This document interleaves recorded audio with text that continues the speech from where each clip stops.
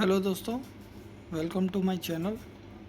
तो आज हम लोग डीएम प्लांट पार्ट 2 में बात करेंगे कि प्री ट्रीटमेंट प्लांट प्रोसेस क्या होता है। पिछले वीडियो में हम लोगों ने देखा कि डीएम प्लांट कैसे वर्क करता है, क्या क्या पार्ट्स लगे रहते हैं, और उन पार्ट्स के बारे में डिटेल वीडियो में आगे चल के बनाऊँगा। तो उसी के बारे में मैंने अभी स्टार्टिंग किया है, जिसमें आप देखेंगे कि सबसे पहले प्री ट्रीटमेंट प्लांट का प्रोसेस क्या होता है। तो प्री ट्रीटमेंट प्लांट में बहुत सारे प्रोसेस होते हैं, जिनमें से एक प्रोसेस कहलाता है कोएगुलेशन एंड फ्लोकुलेशन प्रोसेस। यह प्रोसेस बहुत इम्पोर्टेंट होता है इस इन डीएम प्लांट में, क्योंकि जब तक आप कोएगुलेशन और फ्लोकुलेशन के माध्यम से जो भी हमारे सस्पेंडेड मटेरियल्स वाटर में मौजूद रहते हैं उनको नहीं निकालेंगे, तब तक आगे आप उनका ट्रीटमेंट नहीं कर सकते हैं। तो इसीलिए कोएगुलेशन और फ्लोकुलेशन प्रोसेस करना बहुत ज़रूरी है। तो आइए चलिए देखते हैं कि इस प्रोसेस में क्या होता है।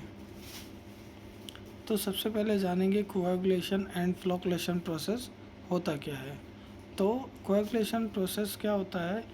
कोएगुलेशन पानी को साफ़ करने की एक प्रारंभिक प्रक्रिया है, जिसमें पानी में मौजूद छोटे छोटे सस्पेंडेड पार्टिकल्स जैसे मिट्टी, गाद, बैक्टीरिया, ऑर्गेनिक मैटर को आपस में मिलाकर बड़े और भारी कणों में बदल दिया जाता है, जिनको फ्लॉक्स बोलते हैं, ताकि उन्हें आसानी से नीचे बैठाया जा सके या छाना जा सके। इसका मतलब यह हुआ कि दोस्तों कि कोएगुलेशन एंड फ्लोकुलेशन प्रोसेस में हम लोग कुछ केमिकल्स ऐड करते हैं, जिनसे उनके अंदर बॉन्ड बनता है, और जो हमारे बैक्टीरिया का साइज़ रहता है या फ्लॉक्स का साइज़ रहता है वो बड़ा हो जाता है, और सारे फ्लॉक्स मिलकर सेटल डाउन हो जाते हैं। तो चलिए आगे देखते हैं कि यह प्रोसेस कैसे किया जाता है और क्या होता है, कोएगुलेशन प्रोसेस कैसे काम करता है। तो देखिए, रॉ वाटर में अगर आप देखेंगे तो पानी में छोटे छोटे जो कण होते हैं, जो निगेटिव चार्ज के कारण आपस में नहीं जुड़ते हैं और पानी में तैरते रहते हैं। अगला क्वेश्चन है कि कोएगुलेंट ऐड करना, मतलब कि कोएगुलेंट को ऐड कैसे किया जाता है। तो जैसे हम लोग एलम हो गया है, इसको एल्युमिनियम सल्फेट बोलते हैं, ferric chloride, poly aluminium chloride जिसको पीएसी बोला जाता है, ये सब डाले जाते हैं और यह चार्ज न्यूट्रलाइज करते हैं वाटर में जो भी हमारे आयंस रहते हैं, उन आयंस के चार्ज को यह न्यूट्रलाइज करता है। उदाहरण के तौर पे अगर Al2SO4 यानी कि सल्फ्यूरिक एल्युमिनियम सल्फेट अगर आप पानी में डिल्यूट करते हैं तो 2 एल्युमिनियम हाइड्रोक्साइड बनाता है और 3H2SO4 बनाता है। मतलब कि ना वो वाटर एसिडिक होगा ना बेस होगा। इसके लिए हम लोग केमिकल को यूज़ किया करते हैं। तो देखते हैं डिस्टेबलाइजेशन क्या होता है। डिस्टेबलाइजेशन क्या होता है? आंसर है कोएगुलेंट के कारण पार्टिकल्स का चार्ज ख़त्म हो जाता है और वह आपस में जुड़ने लगते हैं। इसका मतलब वह डिस्टेबलाइज हो रहे होते हैं। फिर होता है फ्लोकुलेशन। फ्लोकुलेशन पानी को धीरे धीरे से हिलाया जाता है, जिससे छोटे छोटे कण मिलकर बड़े फ्लॉक्स बना लेते हैं। इसी प्रोसेस को फ्लोकुलेशन बोलते हैं। फिर होता है सेडिमेंटेशन एंड फिल्ट्रेशन, यानी कि जब हमारे छोटे कण बड़े मिलकर बन जाते हैं यानी कि फ्लॉक्स बना देते हैं, तो उन बड़े फ्लॉक्स को अब हम भारी होकर नीचे बैठाते हैं और या तो फिर किसी फ़िल्टर को के माध्यम से उसको फ़िल्टर कर लेते हैं। जैसे PSF हो गया, DMF हो गया, MGF हो गया, उनकी मदद से हम लोग उनको फ़िल्टर कर लेते हैं। और अगर बैठने की बात होती है कि वो सेटल डाउन कैसे होते हैं, तो settle down pre treatment plant में क्लैरिफायर में होता है, जिसमें कि अपना जो भी स्लज रहता है वो सेटल डाउन होके एक सेंटर में आ जाता है और हम लोग ब्लो डाउन के थ्रू क्लैरिफायर से उसको निकाल देते हैं। तो क्लैरिफायर क्या होता है उसके बारे में भी मैं आपको अगले वीडियो में बताऊंगा, और PSF क्या होता है, DMF क्या होता है, उसके बारे में भी हम लोग आगे चर्चा करेंगे और उसके लिए एक सेपरेट वीडियो बनाऊंगा मैं, जिसमें आपको सारी डिटेल्स दी जाएंगी। तो चलिए आगे देखते हैं कोएगुलेशन में उपयोग होने वाले कॉमन केमिकल्स। तो कौन कौन से केमिकल्स हैं? एक होता है Al2SO4, यह आमतौर पर ज़्यादातर प्लांटों में यही यूज़ किया जाता है कोएगुलेशन के लिए। फिर होता है फेरिक क्लोराइड FeCl3। तो ये क्या इंडस्ट्रियल यूज़ होता है, जहाँ पर हाई TDS या हाई कंडक्टिविटी या हाई टर्बिडिटी का पानी रहता है तो वहाँ पर इसको यूज़ किया जाता है। और एलम को वहाँ डोज किया जाता है जैसे हम लोग टैप वाटर या डैम वाटर या सी वाटर को छोड़ करके ये सब तालाब से पानी वगैरह अगर हम लोग लेते हैं तो वहाँ पर एलम का डोज किया जाता है कोएगुलेशन के लिए। और फ्लोकुलेशन के लिए PAC पॉली एल्युमिनियम क्लोराइड को हम लोग यूज़ करते हैं। तो हम लोग दोनों केमिकल को यूज़ करके कोएगुलेशन एंड फ्लोकुलेशन का इस्तेमाल हम लोग करते रहते हैं। फिर आगे देखेंगे कि अब इस सब चीज़ों को कि जैसे हमने एलम या पॉली डोज किया है तो उसका कितना डोज करना है हमें, मतलब कि केमिकल को कितने ppm, हम लोग ppm में मेज़र करते हैं कि कितने ppm वो केमिकल डोज किया जाएगा। तो इसके लिए एक प्रोसेस होता है जार टेस्टिंग प्रोसेस। तो जार टेस्टिंग प्रोसेस क्या होता है कि जार टेस्टिंग एक प्रयोगशाला विधि है जो यह पता लगाने के लिए किया जाता है कि कोएगुलेंट, जैसे मैंने बताया था कि एलम या PSC की मात्रा यानी कि डोज पानी में कितनी डालनी चाहिए ताकि वह सभी सस्पेंडेड इम्प्योरिटीज़ और टर्बिडिटी को हटा सकें। तो एक ऑप्टिमम डोज होना चाहिए, ना कि हमारा अगर ज़्यादा भी डोज हो जाएगा तो फिर कैरी ओवर हो जाएगा और जो भी हमारे सस्पेंडेड पार्टिकल्स हैं वो अच्छी तरह से सेटल डाउन नहीं हो पाएंगे।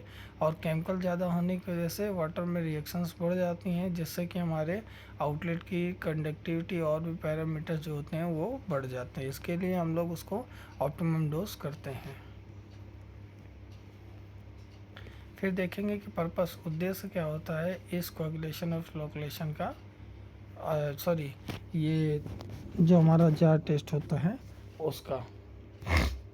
तो क्या होता है कि कोएगुलेंट की सही डोज जानना, सबसे अच्छा pH रेंज पता करना, टर्बिडिटी और सस्पेंडेड सॉलिड्स को मैक्सिमम हटाना, केमिकल्स की बर्बादी से बचना, यानी कि केमिकल ज़्यादा डोज ना हो जाए जैसे कि मैंने आपको बताया था। फिर बेनिफिट्स क्या हैं जार टेस्ट के, देखिए केमिकल की सेविंग होती है, हमें ऑप्टिमम डोज मिलता है जितना हमें डोज करना है। फिर एफिशिएंट ट्रीटमेंट होता है और टर्बिडिटी और सॉलिड्स अच्छे से हटते हैं यानी कि सेटल डाउन होकर रिमूव किए जाते हैं। फिर pH कंट्रोल में रहता है, एसिड बेस एडजस्टमेंट आसानी से होता है, कॉस्ट इफ़ेक्टिव बहुत ज़्यादा हम लोग को इफ़ेक्ट करेगा कि कॉस्ट ज़्यादा ना लगे इसकी वजह से भी। फिर ओवरडोजिंग से बचाव होता है, किसकी, केमिकल की ओवरडोजिंग की बचाव। अब देखेंगे कि हम लोग जो जार टेस्ट करेंगे उसमें क्या क्या अपरेटस यूज़ होते हैं। तो सबसे पहले हम लोग के पास एक 500 ml का ग्लास बीकर होना चाहिए। फिर 1 लीटर का वॉल्यूमेट्रिक फ्लास्क होना चाहिए, ग्लास फ्लास्क, और एक पीपेट होना चाहिए जिसके माध्यम से हम लोग केमिकल्स को प्रिपेयर करेंगे और आगे चल के बताता हूँ कि इसका उपयोग क्या होता है। फिर दूसरा होना चाहिए, जो भी हमें केमिकल डोज करने हैं उन केमिकल का 1-1 ppm का सॉल्यूशन बनाकर एक ग्लास की बोतल में रखना है। जैसे कि मैंने यहाँ 2 का एग्जांपल लिया है, एक पॉली और एक एलम।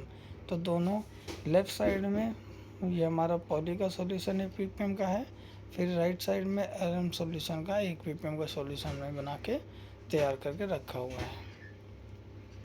फिर अब देखते हैं जार टेस्ट का प्रोसेस क्या होता है, ये हम देखेंगे स्टेप बाय स्टेप कि कैसे प्रयोग किया जाता है जार टेस्ट को।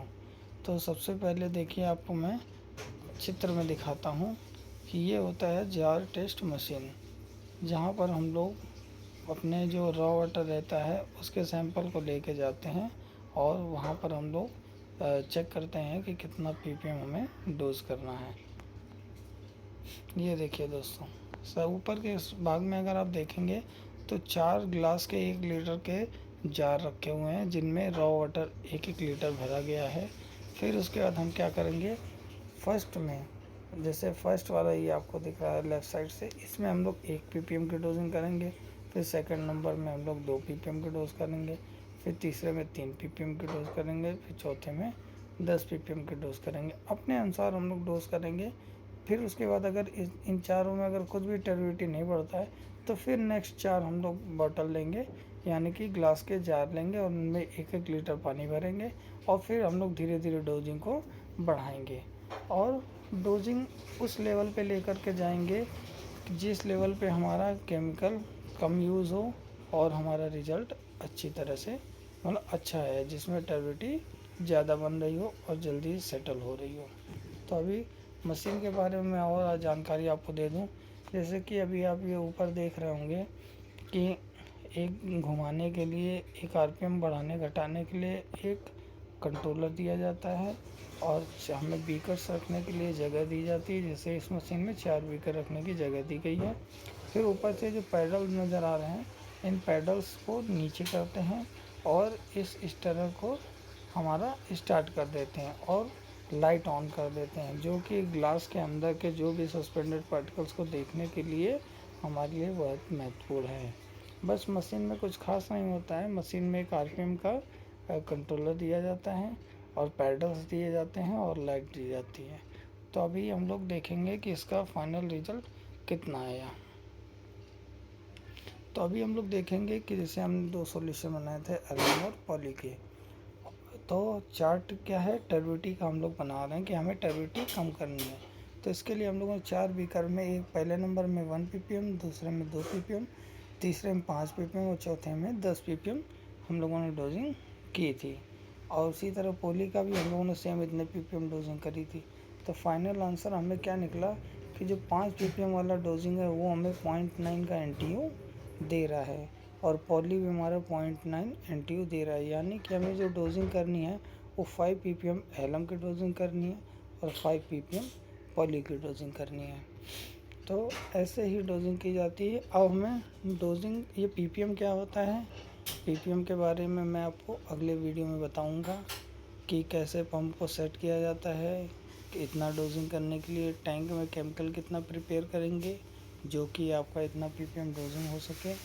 और बाकी नीचे आप देखिए फ्लॉक्स ऐसे बनते हैं जार टेस्ट मशीन में, इसी तरह से चेक किया जाता है कि वह कितना जल्दी सेटल डाउन हो रहे हैं और कितना अच्छा टर्बिडिटी बना रहे हैं। अब करने के बाद प्रोसेस क्या होता है वो देख लीजिए। प्रोसेस होता है कि सैंपल प्रिपरेशन, मतलब कि 6 बीकर लें और उनमें समान मात्रा में रॉ वाटर डालें। आमतौर पर 1 लीटर एक बीकर में डाला जाता है। फिर कोगुलेंट डोजिंग, हर बीकर में अलग अलग मात्रा में LMPSC मिलाएं, जैसे 5, 10, 15, 20, 25, 30, जैसा कि मैंने आपको आगे बताया था। फिर उसके बाद आता है रिपीट मिक्सिंग कोएगुलेशन, पार्टिकल्स का charge neutral. Repeat mixing coagulation मतलब 1 से 2 मिनट तक तेज़ी से हिलाना है, मतलब कि पैडल्स को नीचे करके मशीन को ऑन करना है 100 to 150 RPM। फिर 1 से 2 मिनट तक तेज़ी से हिलाना है, जैसा कि मैंने आपको पैडल्स बताया था कि पैडल्स नीचे करके आरपीएम का स्पीड इतना करके उसको स्टार्ट कर देना है ताकि कोगुलेंट घुल जाए और पार्टिकल्स का चार्ज न्यूट्रल हो जाए। फिर स्लो मिक्सिंग, अब उसी आरपीएम को धीरे धीरे 15 से 20 मिनट तक सेट कर देना है, 30 से 40 मिनट आरपीएम तक, जिससे फ्लॉक्स बने। फिर आता है सेडिमेंटेशन, मतलब कि स्लज को नीचे बैठा देना, जो कि 30 मिनट के लिए बीकरों को बिना डिस्टर्ब के छोड़ देना है। यानी कि इतना 30 से 40 RPM चलाने के बाद हमें मशीन को ऑफ कर देना है ताकि जो भी सस्पेंडेड पार्टिकल्स हैं वो नीचे बैठ जाएं। फिर ऑब्जर्वेशन, हर बीकर में फ्लॉक्स की मात्रा, पानी की सफलता मतलब क्लियरिटी और टर्बिडिटी की तुलना करना है। उसी पानी का सैंपल ऊपर ले लेना है और उसका टर्बिडिटी सारे सैंपल्स का चेक करना है कि इस केस में टर्बिडिटी कम मिल रही है। फिर जिस बीकर में सबसे अच्छी फ्लॉक्स फॉर्मेशन और पानी साफ दिखेगा उस डोज को ऑप्टिमम कोगुलेंट डोज माना जाएगा। जैसे कि मैंने आपको इस चित्र में बताया था कि 5 ppm की डोजिंग हमें 0.9 NTU दे रही है। तो आज के लिए दोस्तों बस इतना ही। अगर कुछ ना समझ में आया हो तो कृपया मतलब कमेंट करें तो मैं आपको और भी जानकारी दूंगा। बाकी नेक्स्ट वीडियो में हम लोग जानेंगे कि ppm की डोजिंग क्या कैसे होती है, कैसे पंप का फ्लो सेट किया जाता है, टैंक में क्या हम लोग केमिकल्स बनाते हैं, ये सब चीज़ों की जानकारी मैं आपको देता रहूँगा। बाकी ppm क्या होता है और भी केमिकल से रिलेटेड, प्लांट से और लैब से रिलेटेड मैं वीडियोज़ आपके लिए लाता रहूँगा, जिससे कि आपको और जानकारी मिले।